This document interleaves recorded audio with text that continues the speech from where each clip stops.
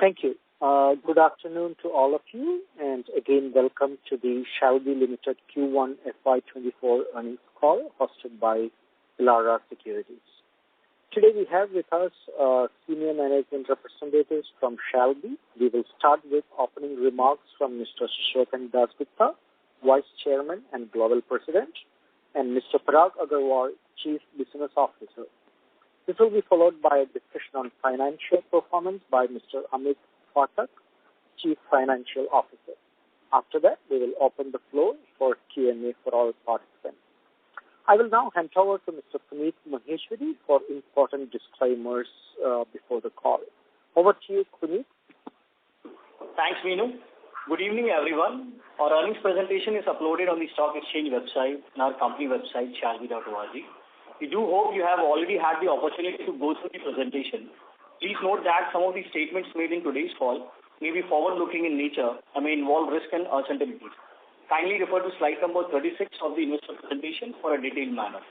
Now, I would like to hand over the call to Mr. Shishwakan Dasgupta, Vice Chairman and Global President, for his opening remarks. Thank you, and over to you, sir. Thank you, Puneet, and good evening, everyone. I'm pleased to welcome you all to Shalby Limited's first quarter 2024 earnings call. At the outset, the first quarter of this year was a robust quarter for our overall Shalby group. This quarter reflected our best hospital business performance in any quarter so far since the inception of Shalby, across most financial and operating parameters, recording significant growth year on year and quarter on quarter.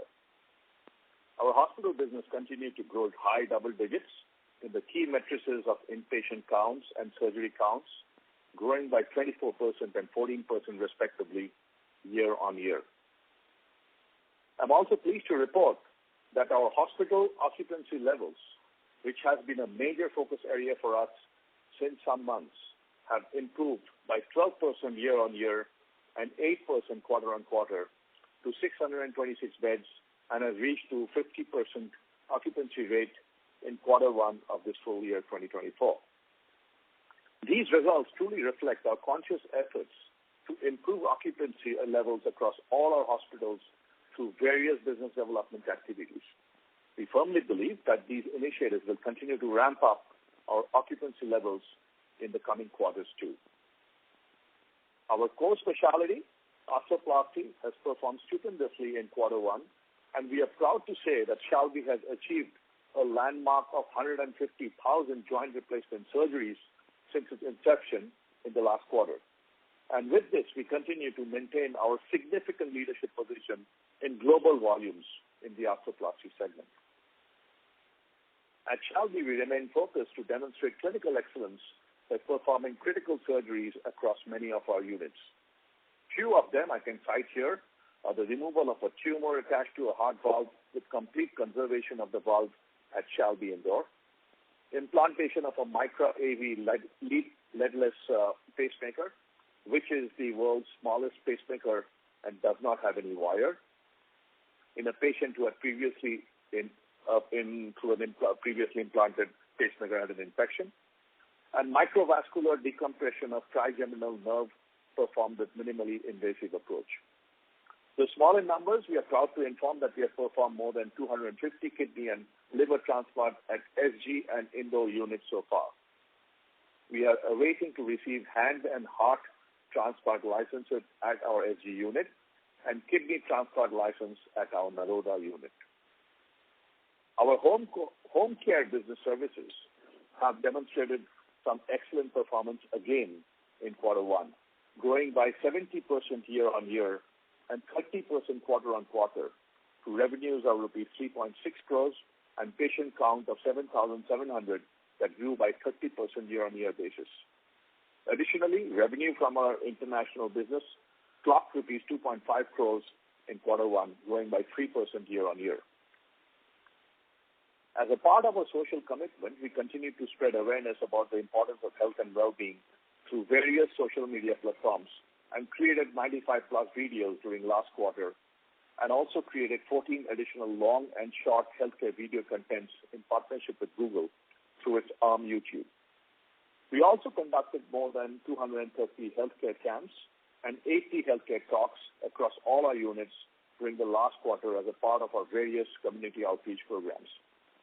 Our organization also takes pride in nurturing young talent through our Shalby Academy with 290 plus students registered in the various healthcare programs during the first quarter of full year 2024. Our knee and hip implant manufacturing business under Shalby Advanced Technologies in California, US, had a slightly softer performance than planned during the first quarter of full year 24.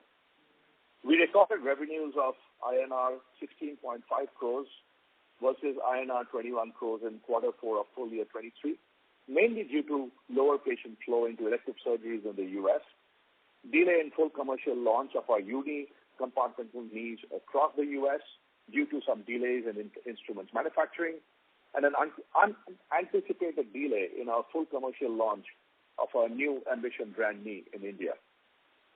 The contribution in sales mix last quarter from US and India accounted for 70% and 30% respectively. We are expected to receive the full instrumentation of Tux next month. That would enable us to go for a full commercial launch.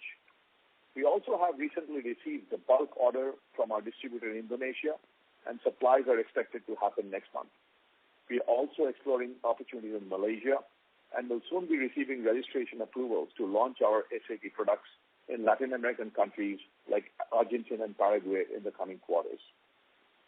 We are also hiring new people in key areas in SAT, such as sales and engineering, that would be direct contributors to our growth roadmap, as well as continuously work on improving operational efficiencies in an incremental manner, and hence substantially bring down our procurement and day-to-day operational costs so that we can return this company to a mid-single-digit EBITDA contributor by the end of this year for SAT. With all these key strategies, ruthless and flawless execution will be the key to our success, having the right people and leadership in place. All this, in turn, will help create continued sustainable value for all stakeholders at Shalby Limited. Now I'll hand it over to Parag to discuss our SOCE quarterly performance. Parag, over to you. Thank you so much, Sushovan, for sharing quarterly developments on hospital and the implant business. Hospitals definitely have done, far better. A very good evening, everyone. Let me share the quarter 1 FY24 performance for SOC franchisee vertical. As you all know, we now have 4 fully operationalized units at Ahmedabad, Udaipur, Lucknow and Gwalior. This has a total bed capacity of more than 130 under the vertical. We have performed a total of 154 surgeries in this quarter, which is a growth of 44% quarter-on-quarter and 38% year-on-year. Total revenue from operated and managed SOC units has also grown by 31% quarter-on-quarter and 40% year-on-year. I'm pleased to inform that Shalby has signed an agreement with Divine Super Specialty Hospital, Ranchi, Jharkhand, to operate a franchisee-owned Shalby managed hospital in that region. The hospital will have a capacity of 60 beds, which can further be expanded to 100 beds. The unit will be operationalized from next month under the brand. Around first week of August is where we plan to operationalize and have our brand giving services in the city. We have been very diligent in choosing our prospective partners from various inquiries which we receive from time to time, and what we reach out in different cities. We are very particular in preserving our integrity of the brand and adhere to a well-defined protocol in terms of infrastructure, services, quality, while making these selections for our partners. Looking ahead, we are very optimistic about positive developments in the upcoming quarters in this fiscal year. So far as adding new units is concerned, our primary focus remains on leveraging our expertise and excellence in orthopedics, aiming to establish over 50 franchisee hospitals across the country within the next 3 to 4 years. Now I would like to hand over to Mr. Amit, CFO, to discuss Shalby's quarterly financial performance in more detail. Thank you, Parag. Good evening, everyone. I will walk you through the financial performance of your company for the first quarter of FY2024. First, I will run you through the consolidated performance of the group. highest ever consolidated revenue of rupees 240 crores, grew by 15% on quarter-on-quarter basis and 17% on YOY basis. EBITDA of rupees 48 crores with the margin of 20% in Q1 FY24 and grew by 37% quarter-on-quarter and 8% on YOY basis. PBT of rupees 33 crores with a margin of 13.7% in Q1 24 and grew by 72% on quarter-on-quarter and 8% on YOY basis. PAT of rupees 21 crores grew by 50% quarter-on-quarter and 4% on YOY basis. The group continued to maintain a very strong balance sheet with a low gearing ratio of 0.11x and closed the quarter with a net cash balance of rupees 81 crores at group level. Now I will be running you through the standalone performance of the business. Operational side, the total surgery count grew by 25% quarter-on-quarter and 14% YOY basis to 8183, with the inpatient and outpatient count improved by 11% and 6% quarter-on-quarter and 24 and 7% YOY in Q1 FY24. ARPOB and ALOS has also shown an excellent improvement at rupees 38,000 and 3.97 respectively in Q1 FY24 versus rupees 34,865 and 4.01 in the previous quarter and 35,304 and 4.08 in the same period of the previous year. The payer mix has largely remained the same on YOY basis and quarter-on-quarter basis. Highest ever standalone revenue of rupees 216 crore grew by 18% quarter-on-quarter and 20% YOY basis. EBITDA of rupees 50 crore with a margin of 23% in Q1 FY24 and grew by 36% quarter-on-quarter and 16% YOY basis. PBT of rupees 40 crore with a margin of 19% in Q1 FY24 and grew by 51% quarter-on-quarter and 22% YOY basis.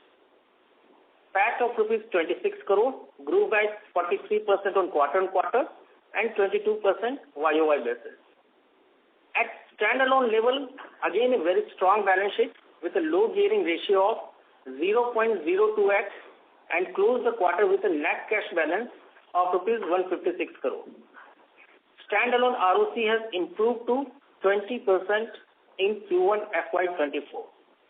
Our implant business has shown a slightly soft performance during the first quarter of FY24 with the revenue of INR 16.5 crores versus INR 26.2 crores in Q1 FY23 and EBITDA loss of 0.35 crores versus EBITDA profit of 0.43 crores in Q1 FY23. Now I can open the platform for any questions. We can take over this. Thank you. We will now begin the question and answer session. Anyone who wishes to ask a question may press star and 1 on the touch-tone telephone. If you wish to remove yourself from the question queue, you may press star and 2. Participants are requested to use handsets while asking a question. Ladies and gentlemen, we will wait for a moment while the question queue assembles. The first question comes from the line of Divya Daga from Vijit Global Securities Private Limited. Please go ahead. Hello, sir. I have few questions, and first question is, this quarter has been soft for implant. Any specific reasons? As we were expecting a higher revenue from that side. Yeah, thank you, Divya, for the question. This is Sushovan. So, first of all, if you see the way we have structured the implant business, according to plan, our usual quarters are usually at 25 to make it 100. But we anticipated that this quarter will be soft, and that's the reason this month our plan was around 10% of the full year. So if you see our full year is at $18 million, so we plan to grow about 50% plus over what we grew last year. So our plan was around 10% of the total amount that we had predicted going forward. So the reason that we had said was basically when we looked at the quarter, we received informal insights from colleagues and competitors in our U.S. industry that the last quarter there was a reduction in number of elective surgery days in the U.S. versus if you compare to the same quarter of the previous year.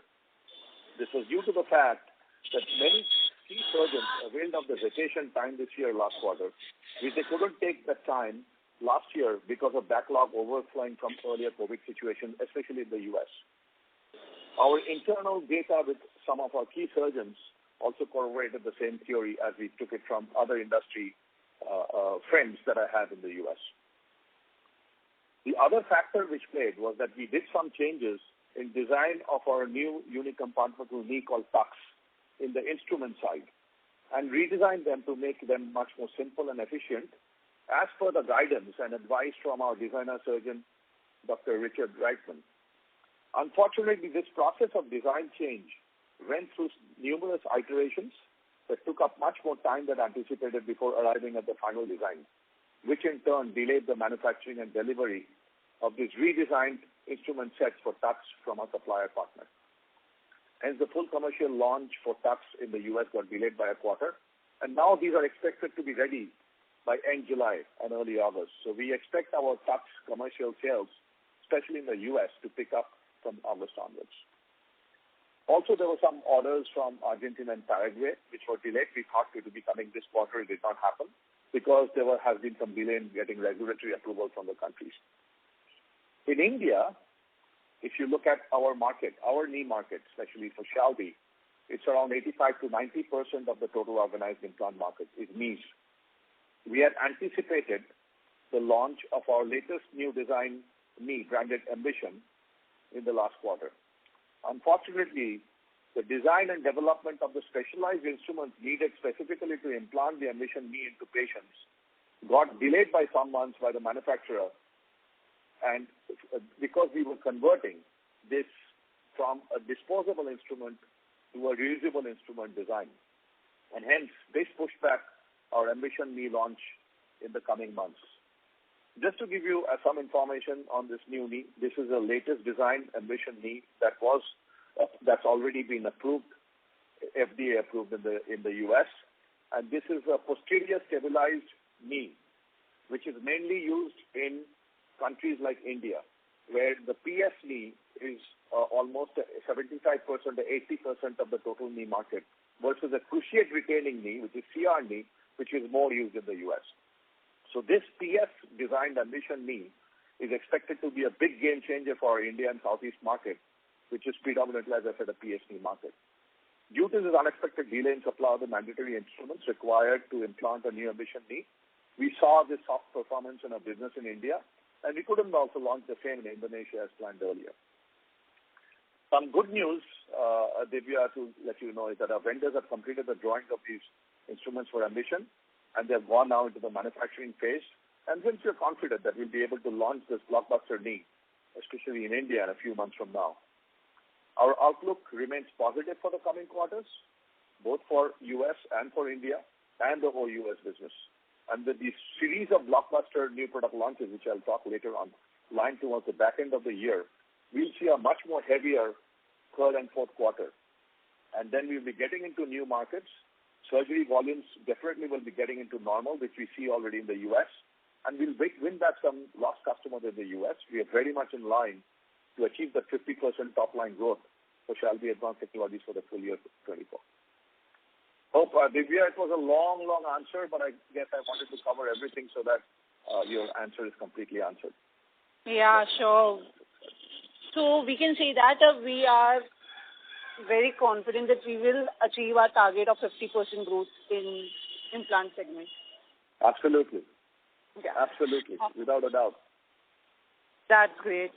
My second question is, as you have mentioned in press release that we have got in order from Indonesia. So can I know the size of that order? It's around 100,000 plus. We expect to finish this year, if everything goes right, between $350,000 to $500,000 US. of sales in Indonesia. So the first order came at around 100,000 plus. Okay. And I have one more question. That as I saw that there is a sudden growth in OPD, IPD, and surgeries. So can you segregate between growth from SOC and growth from normal hospital segment, if possible? I'll give it to, I think, Shanai or Dr. Nishita or Parag, whoever would like to answer this. So, as we've already mentioned, SOC, we have a very limited number of surgery. Out of 8,000 plus surgery, what we have done in this quarter, only 154 is related to SOC business. The last quarter SOCs was 107, and quarter one last year was 112.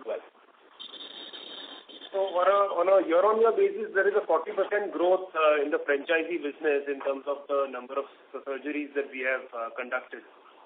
And in terms of the arthroplasty business in the hospitals, the business has grown at 25% on a year-on-year basis in terms of number of surgeries. The other good thing is that our headquarter hospital, which is on SG Highway, has done only 25% of its surgeries. The balance 75% have come from all other units, including Surat, Indore, Jaipur, and so on and so forth. Okay. I have just one last question. That is, as I saw that home care segment right now is very negligible contribution it have in revenue, but it can have a higher growth potential. So can you give me the vision you have in this segment related to this? Yeah, so the home care business, we look at it in two parameters. One is the number of patients served, and we also look at the revenue growth. So the revenue growth has been phenomenal in this quarter. We have grown at 71% in this quarter compared to the last year same quarter. And in terms of patients served, we have grown by 30% this year. So we are happy at both the fronts. We provide a lot of services across home care, but predominantly the three biggest services that we kind of give in the home care business is pharmacy, physiotherapy, and diagnostic services.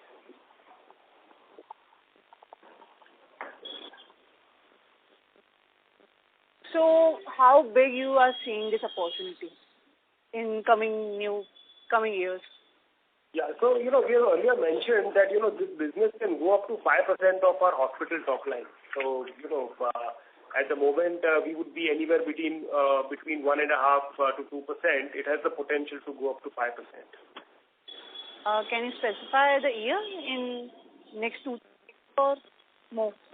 So, the year in which the home care will go to 5% would be very difficult to assume at this point of time, but we would want it to happen over the next 2-3 years on a gradual basis.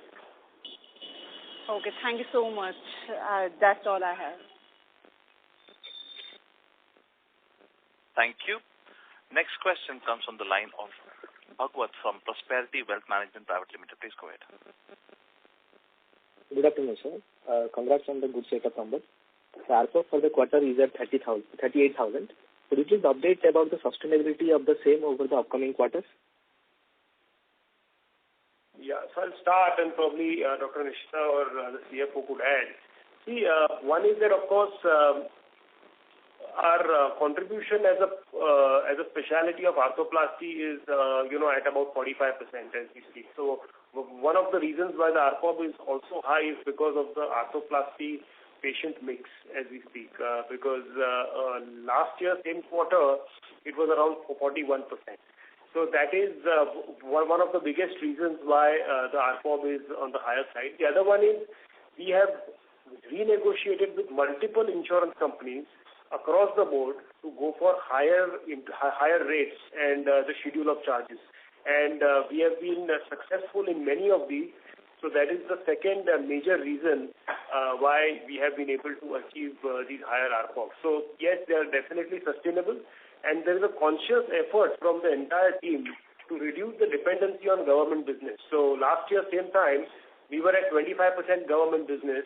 This year, we are at 22%. So that is another factor why, the ARPOBs are going higher. Okay, thank you, sir. Also, we would like to add something. Yeah, adding to Mr. Shanai Bhai, I would just like to tell that we have, got approvals of transplant at 2-3 different units. We have already started doing kidney transplant as well as liver transplant. So that is how the ARPOB is also good, as well as catering more international patients. You see, Q1 we have more patients from Nepal, Bangladesh, and UAE and all, and that is also helping us having more number of high-end surgeries as well as good packages and good ARPOB. So, ma'am, considering all these factors, so we can assume the ARPOB would be sustainable in upcoming quarters? Sorry, we were not able to hear you clearly. So I'm saying, sir, considering all the factors that you have been mentioned, so the ARPOB can be sustainable in upcoming quarters? Yes. The ARPOB is sustainable at these levels, yes. But again, as I'm saying, they will, they're always subject to changes in the specialty mix. Okay. Okay, thank you, sir. That was my question. Thank you. Next question comes from the line of Anup Ramchandra from ANP. Please go ahead. Hi. You guys are doing exceedingly well in hospital business. Congratulations for that. My concern is with respect to the implant business, more from a strategic point of view. I know promoters have a good know-how as to how to run hospital business. But this investment in this implant business is, from my perspective, it looks a bit risky. Though we've got a good person in Shobhan Das Gupta to run this business. My concern is, what if we don't have Shobhan Das Gupta? Will you be able to run it as good as it is running now? Great question. So first of all, is that your question or anything more? Yeah, I have a follow-up question to it. The thing is, let me answer this first and then. Yeah. Okay, go ahead. I'll hear you out and then I'll answer. Yeah, the reason why I'm asking this is, this implant business, out of many calls, what I've heard, looks like it's a capital-intensive business, and we need to build a lot of inventory. And there are mainly 4 or 5 big players all over the world. And we are getting into this business where our management does not have much know-how. So this is something which is bothering us from a strategic point of view. Okay, again, thank you for the question. It's a great question. So I think that's, we have not received this question earlier, so I'll be loving to try and answer this question. First of all, I know you know my background. So I have been running the Asia Pacific orthopedic implant business for Johnson & Johnson. And we were number 2 in Asia Pacific. We made it number 1 and beat Zimmer Biomet in 2 years' time since I took over. So obviously I have that experience of running an orthopedic business, and I ran the India business, I ran the Australia business of implants as well. Secondly, when you look at the people that we have recruited to run the business, we have the gentleman called Garrett Keasley, who is now our CEO and global and president of Shalby Advanced Technologies based in the U.S., and he reports directly to me. He has close to 25 years of experience in orthopedics and in medical devices as well as in startups. His last job was in orthopedics in Smith & Nephew in senior leadership position in the U.S. So Smith & Nephew, as you know, is one of the top 4 companies in orthopedics in the world. He has also worked for Johnson & Johnson earlier. So he's taken over the business since the last 6 months, and he's doing wonderfully well, bringing in a very growth-oriented and mindset and culture in that company. We also have taken in some very good experienced people. We have bolstered our sales team. So we recently recruited one more person in the central area in the U.S. that would help us to accelerate our growth in sales, and we are getting one more person, an experienced orthopedic business director in the West and one more in the East. So we are bolstering our sales and marketing team in the U.S. so that our reach can be growing. And we are getting experienced people and management people who have lots and lots of experience in not only turning around businesses, but accelerating growth. Areas that we are focusing also are India and Indonesia and Southeast Asia. And then later on, we'll get into Africa and Latin America as well. So in India, we have our ex-sales director who used to run a large part of 2 regions in India for Johnson & Johnson orthopedic hip and knee implant. He's the head of our business. And we have close to 14 people now who have recruited from different parts in India who have all worked in orthopedic joint businesses. And they are running the show along with me for the India business. So you can understand we have one of the strongest teams in India like we have in the U.S. In Southeast Asia, we appointed the regional director who was responsible for our Indonesia and Malaysia business earlier for Johnson & Johnson Orthopedics into this fold. So we'll see some magic happening in Southeast Asia pretty soon. And we are covering Latin America. So to your first question, the management of Shalby implants business, I believe, is in very, very good hands. You could not have a better, strong team than what you have. So we are confident that this team will be able to deliver. Now, to your follow-up question, yes, it's an investment business. But the good news is that the investments have happened upfront. We have now sufficient inventory, and we have taken some very good steps to ensure that we would be able to get into a very good profitability mode. So what we are saying now is we'll be getting into a mid-single-digit EBITDA margin in full year 24. And this will happen due to some launch of very new product launches, much better supply chain situation, and very importantly, we are getting our lower cost of goods sold. So our supply chain team in the U.S., and by the way, we have one of the very, very highly regarded supply chain person and one of the very highly regarded quality and regulatory person based in the U.S. who's working for us. So the supply chain team are constantly in search of partnering with many quality suppliers around the world who are ready to supply us at lower costs for guaranteed large volumes. And we are looking at large volumes consistently without interruption in supplies. A lot of things have happened because of interruption in supplies in the past. And we are seeing some very healthy savings with procurement of our raw material costs, and we expect further reduction to play in the coming months. So we are in a continuously improved journey, looking at incremental manufacturing efficiencies in our plant by adding many fixtures, rescheduling machines, maximizing efficiency, enhancing productivity. And finally, we have also done a lot of work in negotiating lower cost on freights, optimizing and hiring functional areas, adding headcount, as I said, primarily in sales, and not only in sales, also in engineering, because this business, this industry fuels our new product launches. And engineering and R&D plays a key role. We already have 2 people. We have recruited 2 more people in engineering. We have an engineering team in India, in back office, under Shalby, who's helping it. All this will accelerate our business growth, bring down our costs. We're already doing some smart negotiation in some of the operational areas in the insurance and daily running costs as well.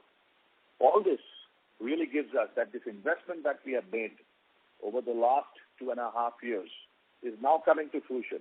We'll be getting into profitability mode going forward from this year onwards. And then in the coming years, you'll see SAT profitability will soar along with the business growth that we are talking about 100 million in 5 years' time. I hope I've answered your question. Again, it's a long drawn answer, but I wanted to cover everything so that I clear all your doubts in your mind. See, the doubt is definitely not in the way in which you are running your implant business. The doubt is with respect to what if we don't have you, because the business should be such that it should be able to run even if we don't have Sushoban in Shalby. Right? That's the risk. So what you are now. Yeah, what you're saying basically is the processes and the system. So even if we used to call in J&J, if I'm run over by a bus in tomorrow, what will happen?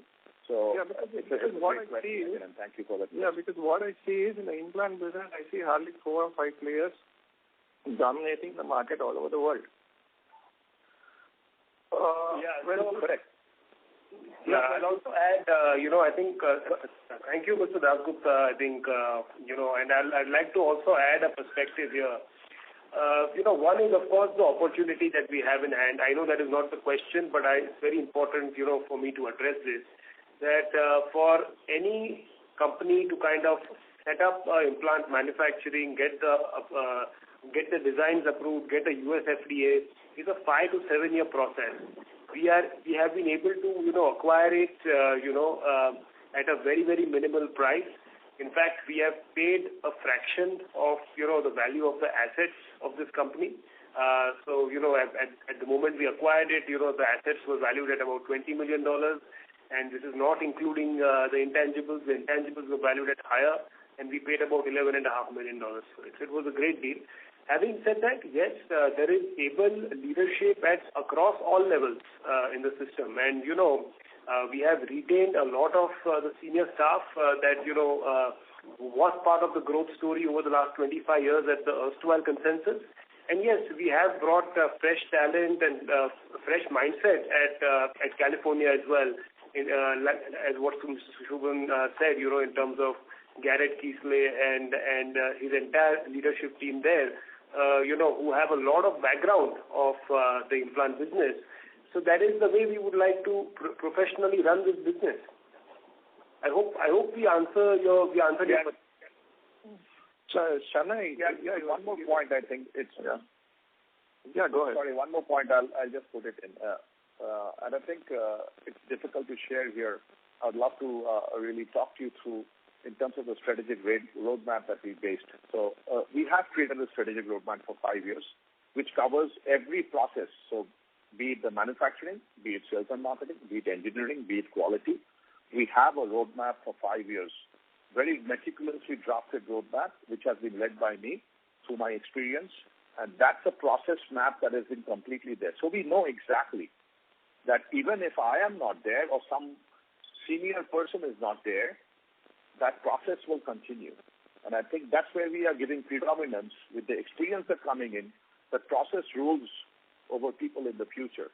And with the investments coming in, we are creating a machinery going forward that SAP will rule. And to your point, yes, those 4 companies that rule have taken around 80-85% of the market share. Perfectly fair.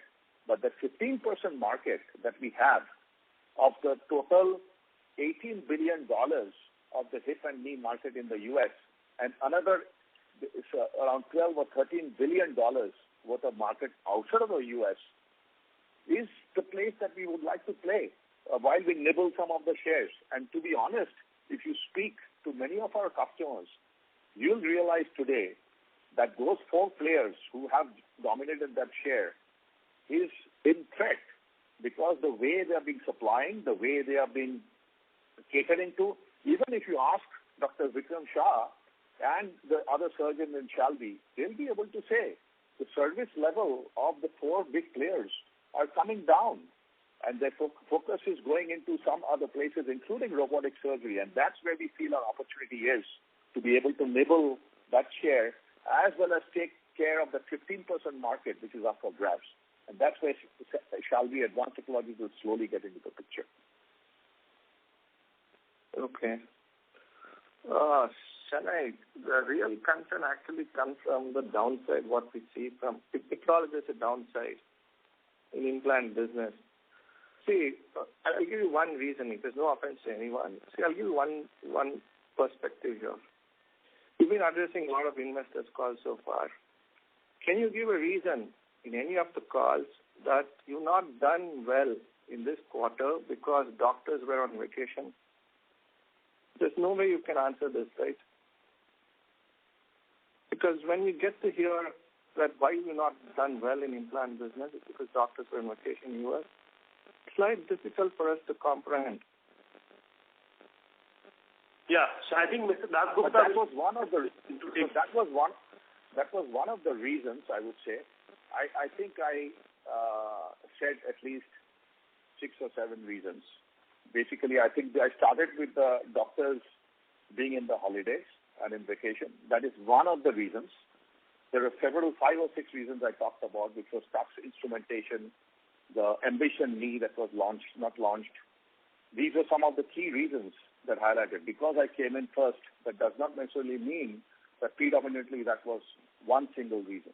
There were 5 or 6 reasons behind the software. And as I said earlier, we had anticipated. It's not that it came as a surprise to us.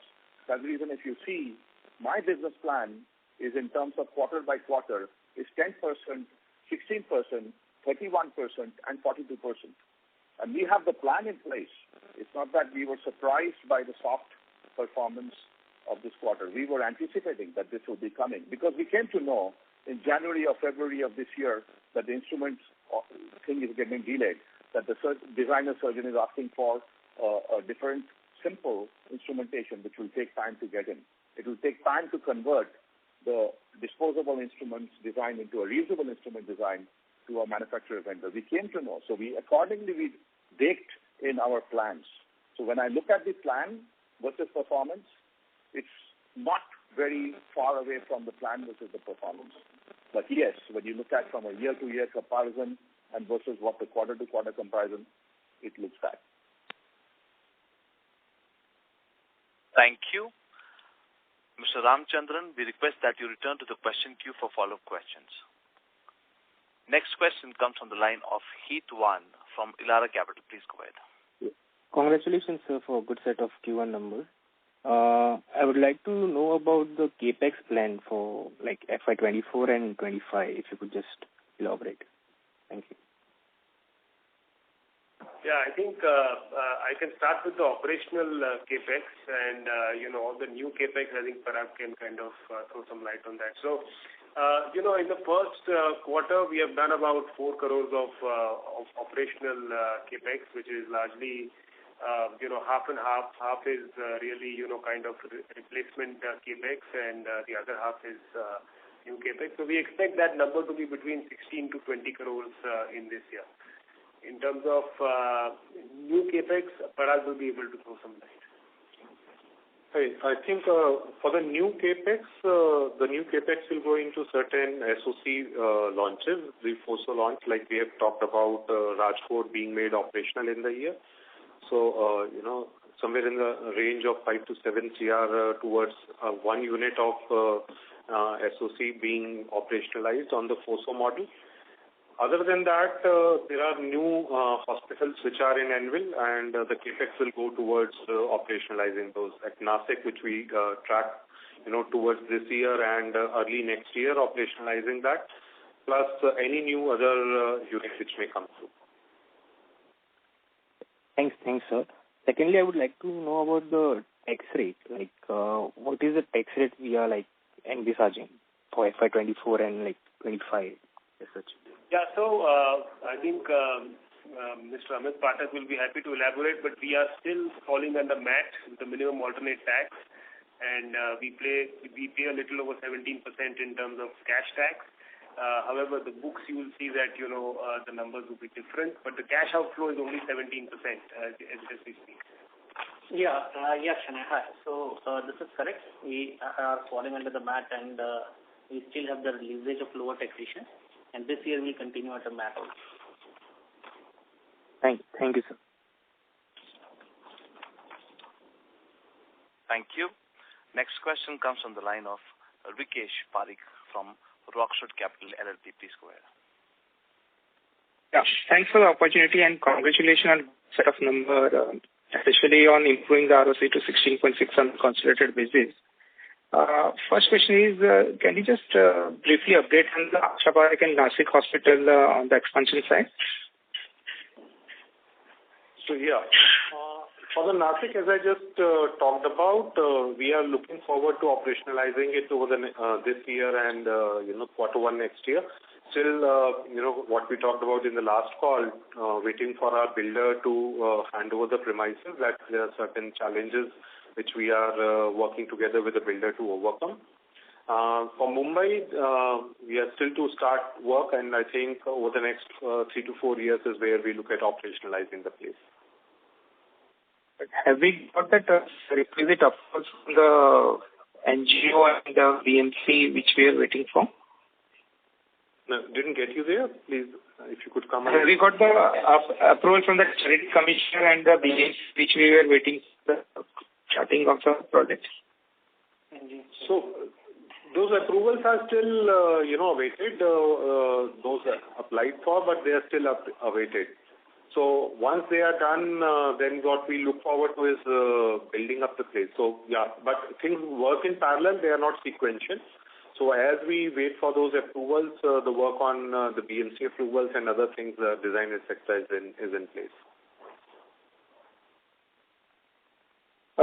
Second is on the EBITDA side this year.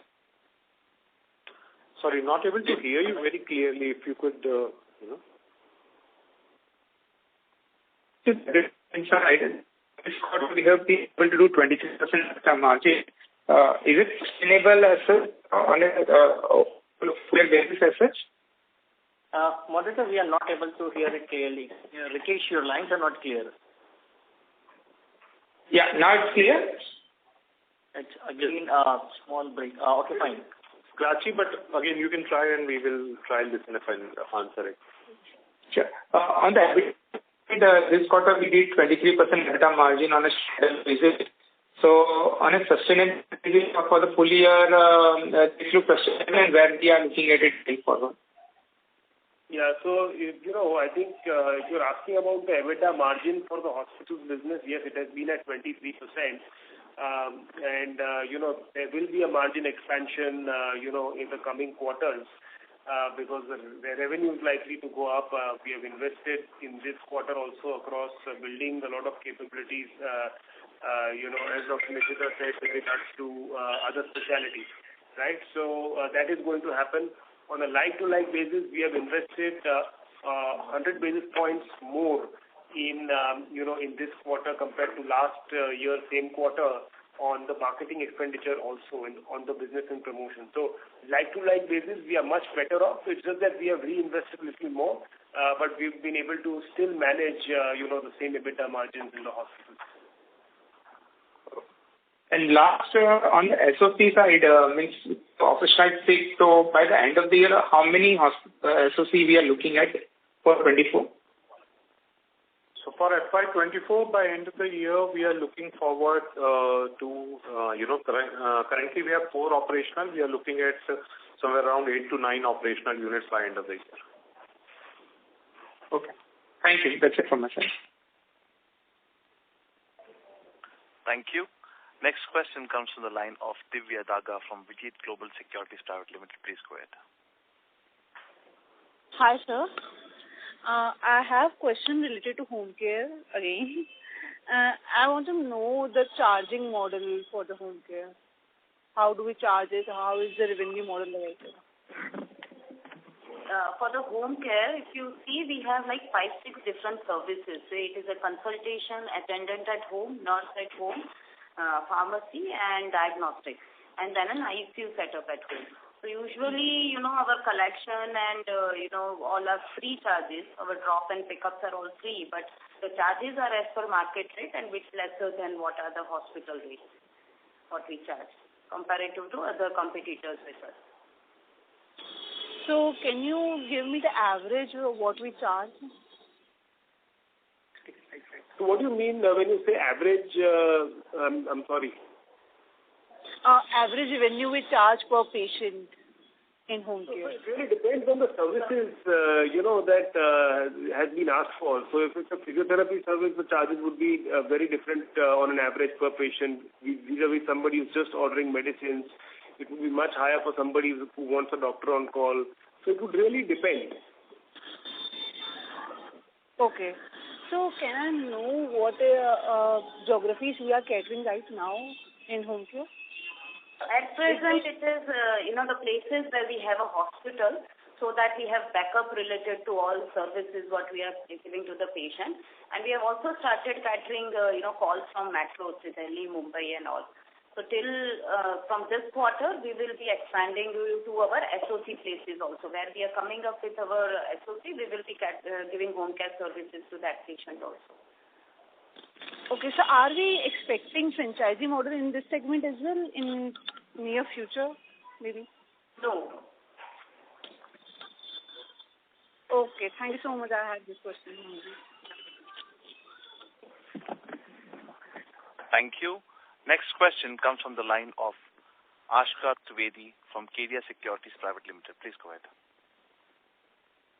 Am I audible, sir? Yes, you are. Hello? Yes, sir. So I just wanted to understand that at the inception of the call, you stated that ambition knee market is going to be a game changer for India. So I just wanted to know in what context it will be a game changer. Yeah, thank you for the question. The reason I say it's a game changer is basically when you look at the overall market, the organized market in India, 85 to 90% of the market is knees or total knees and unicompartmental knees, total knee unicompartmental knees. Today, if you see what we have launched in India is mainly the unicompartmental knee and our hips and our cups. We also have launched our CKS knee, but our CKS knee is more of a cruciate retaining knee. The Indian market is more of a posterior stabilized knee or PCL sacrificing knee as we call it. So because we do not have a CKS knee, which is predominantly a PS or a PCL sacrificing knee at this moment so much in terms of our supplies, we expect that when Ambition comes, which is a very modern design, this would be a blockbuster in the future. And we have already been able to talk to some people on Ambition, and we are seeing a lot of responses of being Ambition coming in. And not only will be giving Ambition in the current version of the product that you see, that is the cobalt chrome version, we'll also be able to give the tin bin coating. Tin bin coating is basically a coating which gives a gold color to the knee. It's a titanium niobium nitride coating, which is basically given for patients who have a nickel sensitivity.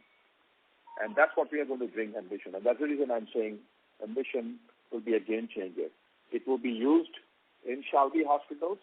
It will be used a lot outside of Shalby hospitals in India as well. So, sir, is this kind of knee already available in India and overseas, or is this for the first time, at least in India, we are launching this kind of knee? No, Ambition knee was a knee that was designed before we took this company. It is a very modern design knee. It was already 510K approved. So when we took over this company called Consensus Orthopedics, Ambition knee was already 510K approved or FDA approved. However, as I said, the instruments that were there were done for disposable instruments. So we had to change it to the reusable instruments, get the designer surgeons involved, and it took a bit of time. So yes, the Ambition knee has still not been manufactured. It will be manufactured in the coming months, and then we will be able to launch. So it has nowhere it has been launched yet as of now. So we are still in the manufacturing process of Ambition. And sir, any revenue guidance annually for the implant segment? So we expect a 50% plus growth in the revenue side of things for the full year 23-24. And we expect to scale it up to $100 million over the next 5 years' time.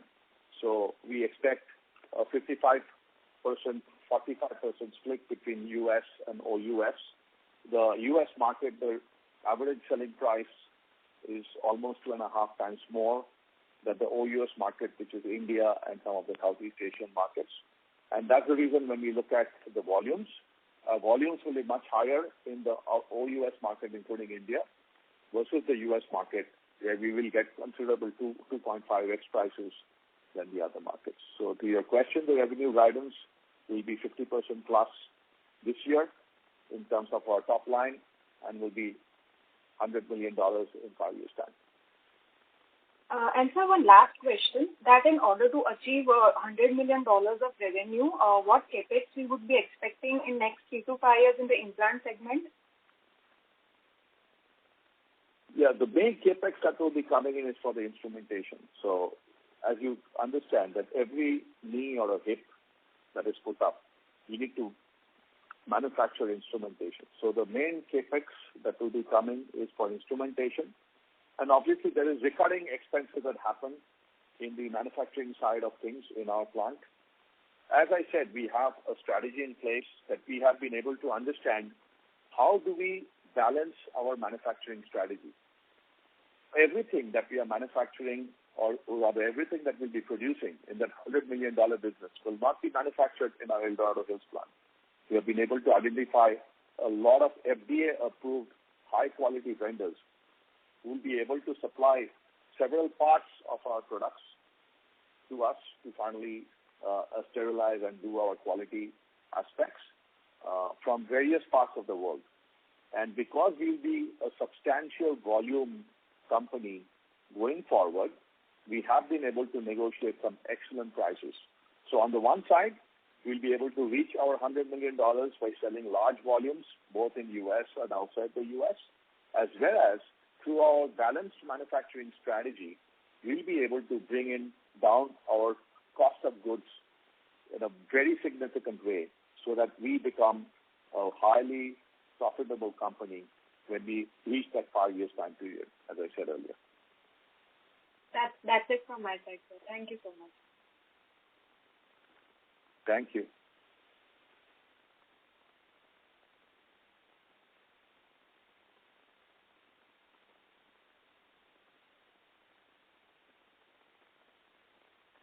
Other questions?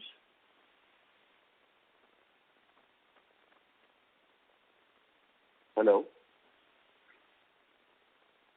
Yeah. So operator line has dropped actually. He'll be reconnecting. Oh, that's what I thought. Yeah.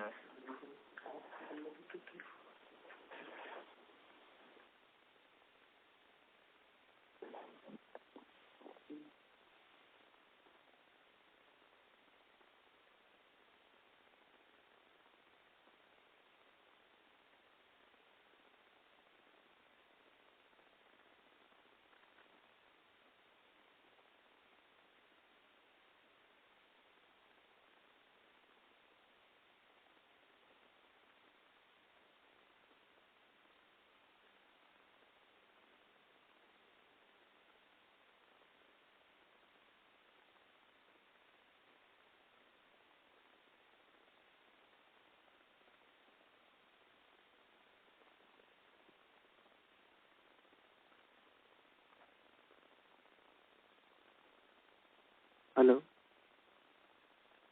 Yes. Yeah. Am I audible, sir? Yes, you are. Yeah. So with regards to CAPEX, I would like to know that what is the amount which you are going to incur on the Nashik and Mumbai project? Like, the Mumbai project at a total level will be somewhere in the range of 150 to 200 over a next 3 to 4 year period, where large amount of it is going to be in equipment and something which is to be invested towards the end of the project. Nashik, given that it's a built-up area and we are getting the warm shell there, the investments will be in the range of 50 to 70. And so with regards to MET, so are we planning to utilize it fully till FY24 or like it will be stretched a bit? It will stretch a bit. Okay, so till FY25 year end or like H2 or H1, like what is your estimate? By H1. Probably by H1. Okay. And so, and so with regards to beds, I would like to know that what is the type of bed addition we are going to see in the next 2 to 3 years? Like, what's your plan according to? So I think as Parag said, the bed addition will be 300 plus beds that will come in Bombay and Nashik put together. And over and above that, there will be an expansion of beds in terms of our operational beds, which are today at 1,350, will go up to 2,000 as the occupancy ramps up. The third one will be, all the potential franchisee opportunities that we are evaluating. As and when they fructify, they will add to the number of bed capacity, whether operated or managed by us, depending on FOSO and FOSO. Okay. Thank you, sir. That's it from my side. Thank you. Next question comes from the line of Bhagwat from Prosperity Wealth Management Private Limited. Please go ahead. Hello, sir. So I would like to understand about the raw material for implant business segment. So do you source from those? Could you please give some color on that? Yeah, so basically when you look at the raw materials, there are very different types of raw materials that come in. So for example, you get the forgings. Forgings happen for titanium. So all the titanium products that come through forgings. And that comes from vendors both in the U.S. as well as outside the U.S. that comes in. For the hip side of things, the acetabular side, we get titanium products and then we manufacture within our factory, but we will also get forgings in the future from our vendors. Then when you look at the knee product, it's basically castings because it's cobalt chrome. You cannot forge, so you have to cast them. So you cast those, and that comes again from various vendors, including vendors in Germany, including vendors in the U.S. That we get in. Also, we get our instruments manufactured both in-house as well as from vendors in the U.S. as well. Plus, the plastics, as you call, the vitamin E plastics comes from a very renowned company in the UK, and they supply almost close to 90% of the entire plastics. Finally, the ceramics come from a company again in Europe, and they supply close to 97% of the ceramics that is used in. So these are the raw materials that come out: cobalt, chrome, titanium, stainless steel, ceramics, as well as vitamin E, polyethylene that comes out. Okay. Thank you, sir. Welcome. Thank you. Ladies and gentlemen, due to time constraints, we have reached the end of question and answer session. I would now like to hand the conference over to management for closing comments. Thank you very much. I think this has been a great meeting. We love the questions, and as you have seen, there has been some stupendous performance in the first quarter, especially driven by our flagship business, our hospital business. And we have also contributed a bit from our other businesses, including the home care, the SOCE, and our implant business. As I said earlier, that our outlook for the future quarters look very bright, both in the hospital business as well as in the other segments, which have lagged behind a bit in the first quarter, which will be coming up. So we expect that, again, there would be a fantastic performance, both at the top line as well as bottom line level going forward. So thank you for all the questions. If you have any further questions, please email to us, and we'll take the endeavor to answer you and get you back. Have a great evening, ladies and gentlemen. Thank you. Thank you, everyone. Thank you. On behalf of Elara Securities,